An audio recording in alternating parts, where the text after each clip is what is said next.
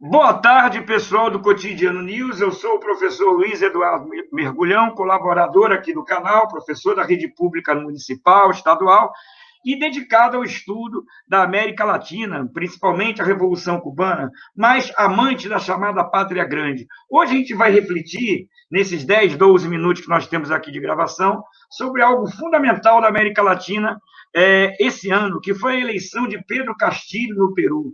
Entender a eleição no Peru é muito importante, porque a eleição no Peru abre a possibilidade, como diz o Lineira, vice-presidente, ex-vice-presidente da Bolívia, e um intelectual pujante, né?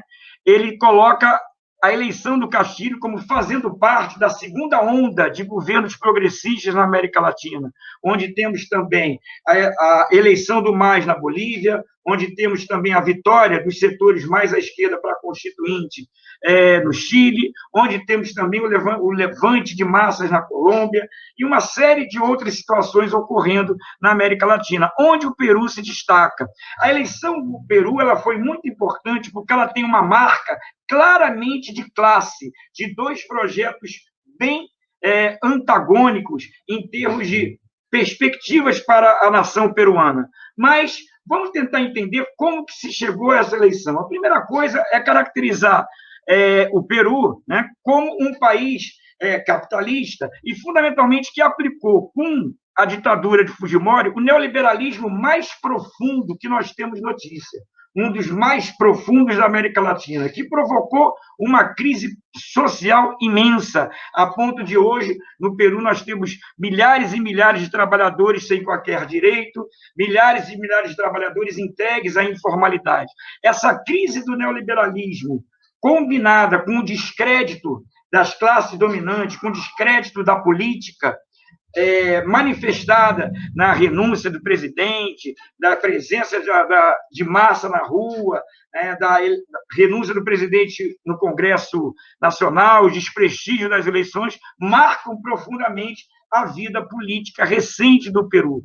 Recentemente, nós também tivemos no Peru, alguns anos atrás, uma greve de professores pujante, onde se destacou um sindicalista de origem campesina, um professor primário de origem campesina, rural, chamado Pedro Castillo. Na verdade, então, a eleição do Peru ela se soma, né, às duas crises. Uma crise econômica profunda do neoliberalismo, implantado pela ditadura Fujimori, né, com uma dose profunda de coerção perante os trabalhadores, vários trabalhadores presos nos anos 90, sob pretexto de fazerem parte da guerrilha, e também um descrédito muito grande por parte da política, vamos dizer, da política oficial na nação peruana. Esses dois projetos foram muito claros. O projeto de Pedro Castillo foi vencedor no primeiro turno, numa eleição onde a marca foi também a pulverização das candidaturas, mas também uma pouca presença eleitoral. De 24 milhões de inscritos no primeiro turno, chegaram ao voto 16 milhões de pessoas, sendo que um percentual de voto nulo em branco foi considerável.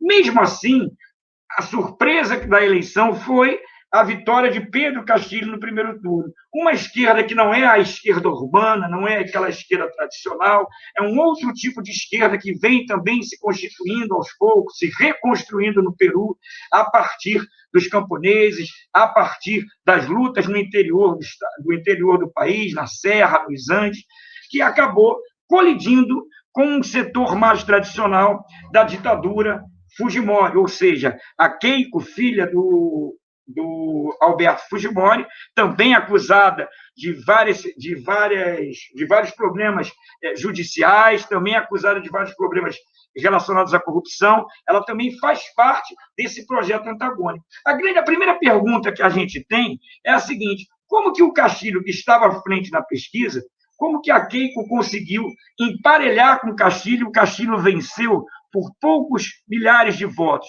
Aqui a gente atribui, aqui no Cotidiano, nós fizemos essa conversa e atribuímos aquele terror colocado pela candidatura da Keiko Fujimori, mesmo com todas as acusações que ela tenha, que ela sofra em relação aos processos que tem na justiça, embora ela represente a ditadura, mas aquilo que ainda está vivo, infelizmente, em uma parte, né, do Peru e que assusta, inclusive, os setores populares, que é a tentativa de vincular qualquer candidatura de esquerda ao chamado terrorismo do Sendero Luminoso, as ações terroristas dos anos 80, início dos anos 90, as ações do movimento revolucionário Tupac Amaru, que era uma esquerda vinculada à luta armada. Uma outra coisa também é o anticomunismo mais primário, né? E aquela referência sempre que o Peru vai se tornar uma Venezuela, que o Peru vai se tornar uma Cuba, e alguns aspectos mais tradicionais, né? E reacionários que a Keiko Fujimori resolveu assumir, e por isso, infelizmente, ela teve uma subida de expectativas de voto muito grande. E a eleição ela teve um marco de classe muito importante. Nos bairros mais pobres, na Serra, nos Andes, uma votação expressiva de Pedro Castilho. Nos bairros mais ricos, fundamentalmente de Lima, uma votação expressiva de Keiko Fujimori. Quais são as propostas de Pedro Castilho? Pedro Castilho, vencedor, importante que haja, né, esse movimento permanente dos trabalhadores, dos eleitores de Pedro Castilho ocupando as ruas pacificamente. Amanhã já vai ter, ao que parece, chamada por uma das candidatas de esquerda, a Verônica, um apoio e respeito ao resultado eleitoral, algo que é muito importante, porque ajuda a respaldar Pedro Castilho diante de algumas ameaças vindas de setores golpistas. Essas ameaças elas são presentes, elas são reais, mas várias instituições no Peru já deram respaldo à vitória de Pedro Castilho, e é muito importante que essa vitória tenha sido legitimada, né? Seja legitimada também através dessa presença popular. Enquanto aqui nós vamos combater o governo Bolsonaro, lá, amanhã, nós teremos também uma expressiva presença dos trabalhadores em Lima, mostrando a sua defesa à vitória de Pedro Castilho. Pedro Castilho vai assumir o Peru numa situação muito difícil, né? Muito difícil, e aqui a gente vai colocar algumas questões para não romantizar a vitória, mas também para não descaracterizá-la. Por quê? Porque existe um setor de esquerda que acaba por descaracterizar, pequeno, é verdade, mas que acaba por descaracterizar a eleição do Castilho, como não servisse para nada, né? São alguns setores muito pequenos, vinculados até uma certa interpretação do maoísmo, e Pedro Castilho combateu a guerrilha do Sendero Luminoso, e talvez por isso essa resistência ao nome do Pedro Castilho, que fez parte desse combate ao Sendero Luminoso. Então, esses setores acham que a eleição de Pedro Castilho para nada serviu. Por outro lado, há também um setor de esquerda muito entusiasmado com a eleição de Pedro Castilho, que quase aventa a questão do socialismo, como se o Peru já estivesse construindo o socialismo. Não vamos nem tanto ao mar, nem tanta terra. A candidatura do Pedro Castilho é uma candidatura de esquerda, é uma candidatura popular, é uma candidatura democrática, apoiada por mais diversos setores, onde, claro, a hegemonia de propostas de esquerda, mas a situação é muito difícil. O Peru vive uma crise econômica e social muito grande. A esquerda peruana, das 130 vagas no Congresso, ela tem mais ou menos 40 representantes, e eu acho que a direita, a Keiko Fujimori, os Estados Unidos, não vão investir num golpe militar, como está se avizinhando, né? Como está sendo colocado na mídia, que pode haver um golpe. Eles não vão investir nisso. Vão investir, sim, no desgaste desde o primeiro dia do governo Pedro Castilho, aproveitando as contradições que existem nesse campo de alianças que o vitorioso nas eleições, que foi uma vitória, volto a dizer, muito importante e nos marcos da classe.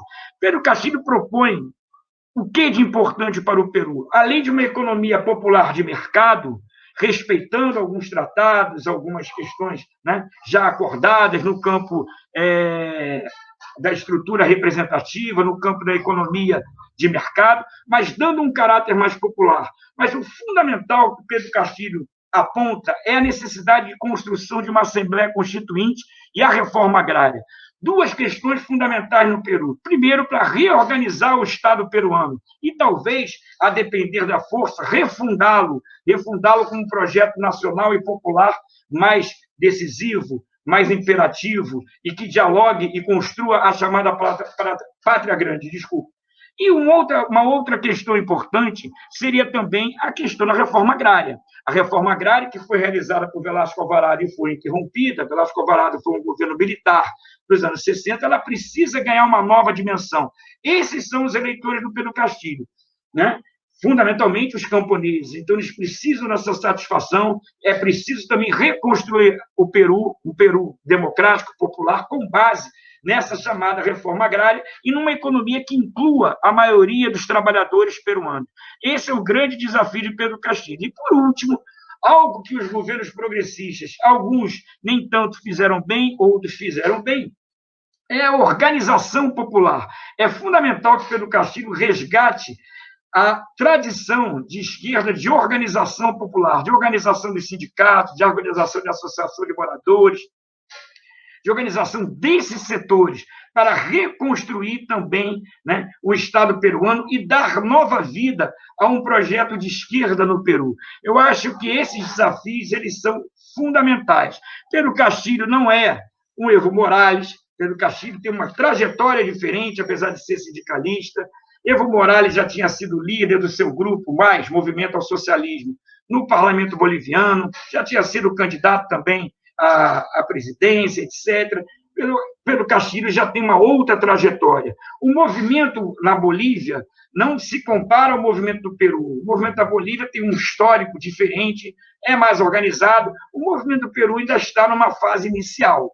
Então, esses são os desafios. Primeiro, combater os setores de direita que virão desde o primeiro dia, tentando desestabilizar a economia e a política do novo governo. Segundo, tentar buscar fundamentalmente a reforma agrária e reformas que façam com que se construa um novo Peru, uma nação mais democrática e voltada para os interesses, um projeto voltado para os interesses populares. E, em terceiro, essa reforma agrária, que ela é fundamental. Se isso for feito, se Castilho for feito, e com isso a gente tem que ter muita paciência, é um governo amplo, é um governo com contradições, onde o professor, mais uma vez, está disposto a aprender, mesmo com as limitações que uma certa esquerda urbana, que pautou acertadamente determinadas questões de 15, de 20 anos para cá, aponta como necessárias, que Pedro Castilho tem uma certa resistência, mas o professor mostra, mais uma vez, a sua sabedoria. O professor está disposto a aprender. Como ontem foi falado no Cotidiano pelo professor Aurélio, Pedro Castilho vem apresentando amplitude suficiente para tentar rever alguns dos seus, vamos dizer assim, da sua forma de pensar. Isso que a esquerda também tem que aprender. Nós temos que aprender a dialogar entre aqueles que têm algumas diferenças, mas que concordam no fundamental. A derrota do neoliberalismo, a construção de um novo projeto de nação democrática e popular. Se isso for feito, se a esquerda souber fazer isso no Peru, ela já vai ter dado um grande passo para a construção desse processo da chamada Pátria Grande. É isso, meus amigos, muito obrigado. Eu espero que vocês deixem aqui seus comentários, participem do Cotidiano News. Até a próxima, quando nós falaremos de Cuba, da Revolução Cubana e outros aspectos da América Latina. Um grande abraço para vocês.